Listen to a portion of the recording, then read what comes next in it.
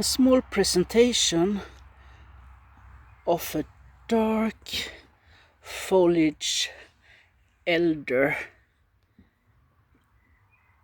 It blooms in the beginning of the summer with pink flowers, so it becomes very, very nice contrast to the very, very, very, very dark foliage. As you can see also here, the stems are also very, very dark, almost red.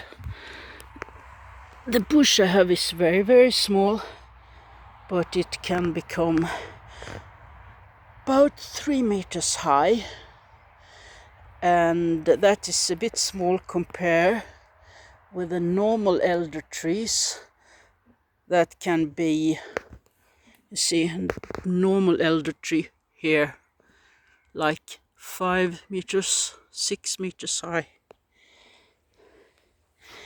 The elder tree in my area, it grows almost like a weed, so I'm hoping that this goth little elder tree will thrive here also.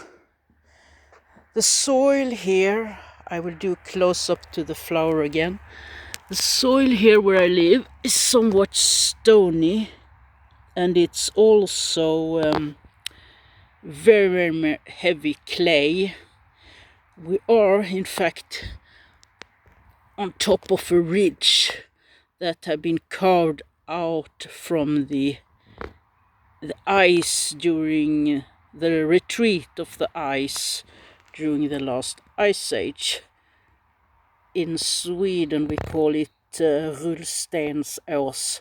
I'm not sure what it's called in English, but I would recommend this lovely little plant for you because it's frost hardy. So if you live where it's frost in the winters, you can still plant it, and you can use the flowers for making drinks, and you can also use the berries for making jam or wine or drinks. Bear in mind that elder is not very healthy if you eat the leaves, but it's a nice plant. Price-wise, it differs very much in price. The one I got, I paid a little bit over 10 euro for mine, but I have seen them out in different plant shops for up to 50 euro, but of course then the size of the plant is bigger than the one I got. So that's a little presentation of my dark elder tree.